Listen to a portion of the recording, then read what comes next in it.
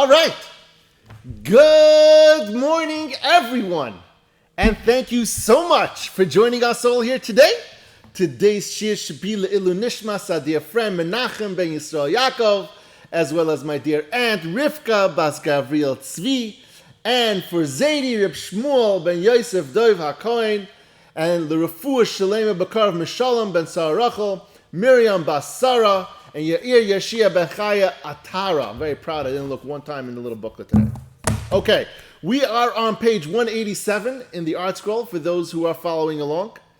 And now that we explained the proper place in where we're supposed to have Bitachon when it comes to doing personal mitzvos, so we explained over the last couple of days that unlike when it comes to doing hishtadlus for worldly matters, so choosing a job or choosing a direction when it comes to health or shidduchim or whatever it is, where there you need to have Bitachon in the choice that you make, and so that Hashem should push you in the right direction, that you should make the right choice, the right avenue.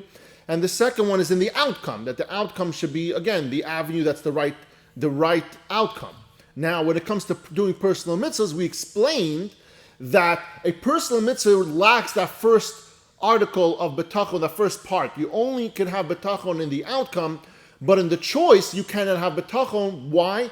Because Hashem already explained to you that doing personal mitzvos, and he outlines for you exactly which mitzvos to do, and he outlines for you what the averos are that you should refrain from doing. So you can't have Bitachon Hashem. Hashem should push you in the right direction to make the right choice. The choice over there is very clear. You're just having Bitachon Hashem, that Hashem helps you with the outcome, that you chose to do a mitzvah of Bitachon or tzedakah or whatever it is, and that Hashem helps you that mitzvah comes to fruition. That's what you do at Bitachon. Now that we've clarified that, he says, Avo masharo liftoyach alav. However, the area of which it is appropriate to place one's trust in Hashem, hu gemar maseh havoida, is being able to carry out the completion of the mitzvah act, right? That's what we're talking about right now. That's what's appropriate to have Bitachon. Acha b'chirasa b'leiv shalom v'neman. This trust is appropriate after one has wholeheartedly and faithfully chosen to serve Hashem by performing a particular mitzvah, v'haskama v'hashtadlos b'var levav, with firm resolve and pure-hearted effort, v'kavana lishmoi hagoda, and with intent to perform the mitzvah for the sake of His great name. That's a very important part. One of the important parts that he mentions over here, for the sake of His great name, for Hashem, for His will, the point over there is trying to make is that you shouldn't have in mind to go do these mitzvahs for ulterior motive, meaning like you might get credit for it from a person, somebody will owe you something. If you give tzedakah, then someone owes you, or if you do them a favor. Again, the motive over here should be purely to do Hashem's will and not to have an ulterior motive in whatever kind of ulterior motive that might be. Now, along with placing trust in Hashem to help one succeed in completing the mitzvah, because that's where it's appropriate to have that, one should also daven for the success of his mitzvah that he chose to do. So here is the part that we touched on a little bit yesterday, that tefillah is a very big component of getting things done. And he brings a few pesakim over here from Tehillim, from David HaMelech, and we're going to go through that a bit.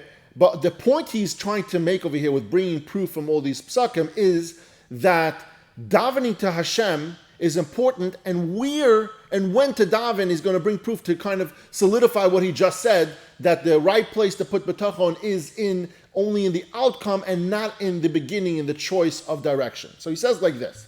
In regard to this, we are obligated not only to place our trust in Hashem, but also to daven to help us complete it. And to guide us as to how to do it. Meaning, you chose to do it, but how to go about doing it is also something that you need to have some trust in Hashem, all trust in Hashem, that it goes about the right way. Meaning, if you want to go do tzedakah, that you go about it the right way, you choose the right avenues, that also you're going to see, so when it comes to choosing the midos and how about we do that, right? So giving tzedakah has a few different, there's actually a bunch, I think it's 6 levels or 7 levels. I don't remember how many levels of tzedakah there are. And basically, each level has basically more and more dignity put to it. So with the highest level of tzedakah is, for example, where you give and somebody receives, yet the giver and the taker don't know each other and don't know how that's happening. That's like the highest level of tzedakah. So going to that as well, into the avenue and how to go about with your mitzvah, not choosing the mitzvah, but how to go about it, is a part of it. He says like this. He says, we find that David HaMelech says in Tehillim, lead me in your truth and teach me. And he said, lead me on the path of your commandments. And then he says, after having said a few psakim, I have chosen the path of faithfulness. He says over here, only after he chose to do the right thing, that's when David HaMelech davened to Hashem to lead me in the right direction. Not necessarily for choosing the right thing to do, but in choosing and helping him choose the way and how to carry out that directive. He says, Va'ama devakti b'yedesech Hashem al teshiveni. He also continues, he says, I have clung to your testimonies and put me not to shame, meaning I chose to do good. So what I need from you, Hashem, is your help and to help me carry out this good. And so the Pesukim over here are showing the proof that it's not the choice to do good that David HaMelech is davening for. What David HaMelech is davening for over here is the ability to carry out the plan, the choice that he made to do the right thing. And he says further, and he said, do not remove from my mouth the word of utmost truth, because I have yearned for your ordinances. And over there he's trying to say, in each of these psukim that he said, David expresses his tefillah for divine assistance only after he already declared previously. We said in the pasuk, I have clung to your testimonies, meaning I have done what you have asked me to do. I have refrained from doing the averos. I am doing the mitzvah. You asked me to do a good deed. I'm doing it. I'm just asking for your help in carrying this out. All these psukim show that David HaMelech had already exercised his power of choice. The bechira, the first part of doing a mitzvah, remember we have 3 parts. The first part in the choice to do that mitzvah, he already chose to do it. What do you see over here from all these psukim? And he's just asking for Hashem's help in carrying out the mitzvah. He says, hispalel el helakim al shnei dvarim. But he still davened to Hashem. Even after he made the choice, he davened to Hashem for 2 things. Echad mehem is liyachel levavai ulchazik bechirasei b'avadosai, for Hashem to focus his heart and strengthen his resolve in choosing Hashem's service. But by distancing the distractions of the world from within his heart and from before his eyes, meaning that he's saying to Hashem, look, I chose to do good. What I'm asking from you and what he's davening for, again, the focus over here is the tefillah, and what he's davening over here is, on the first thing is that help me stay with that choice, meaning I don't want worldly matters to come into play and push me away from that choice and make me change my mind. So what I'm asking from you is, I made the choice to do good. Now, there are worldly matters that are going to come into play. They're going to try to push me astray. We all know. We all want to do good things, but inevitably, the Yetzer Hara comes into play, and he puts things in front of you that make you stray from that path, right? So he's asking Hashem, help me fight the Yetzer Hara. Help me stay with the original choice that I made, which is to do good. And he says that, Kamosha Amma, Yached Levavi Liyira Shemecha. David HaMelech says, unify my heart to fear your name. Meaning, unify my heart, he means by, I want what you want. So that's what I want you to unify my heart and to fear your name, to keep and stay with exactly what you asked me to do. David also says, he says, avert my eyes that I may perceive wonders from your Torah. There's a few different pshatim what a gale, avert, means avert my eyes or open my eyes to see only good. You can have a few different solutions. Meanings, but at the end of the day, the outcome is the same. Keep me in the right path, and that's his tefillah that he's asking for Hashem. Avert my eyes from seeing futility through your ways to preserve me. Incline my heart toward your testimonies and not to greed, meaning I shouldn't fall astray to, again, other worldly things that might happen, that I might fall astray from my original choice of doing good. And similar prayers that he said to him. Now, that was the first thing that he davened for.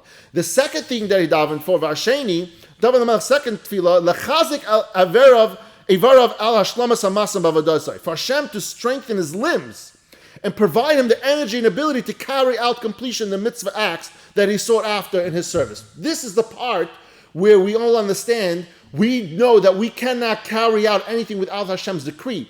So he's davening to Hashem, I made the choice, help me get to that point, but now I'm asking from you, help me physically and mentally be able to carry out what I want to do, the good that I want to do. You davened that, you chose to do a mitzvah, you asked Hashem to help you get to do that mitzvah, and now he's asking Hashem, help me physically, I want to go do Bitachon. Help me physically get to Manhattan, to NYU to visit those people. Physically possible. That's the part he's davening for over here. This is what David HaMelech meant when he said, lead me on the path of your commandments. Is that lead me on your path, not meaning in the choice of good or bad. Lead me on the path of your commandments, meaning I chose the good, show me the way for that good so that I could complete that. Sustain me that I may be saved, and I will always be engrossed in your vows. And many similar psukim. And basically what he's trying to say over here is, there's two parts. And David HaMelech, you see over here from all these psukim, that David HaMelech already chose to do good. He's just davening to Hashem for two things. One of them is so that he stays in that direction, that he only gets that he doesn't go astray from what he originally wanted, and also he's davening to Hashem to choose the right way and how to go about doing that.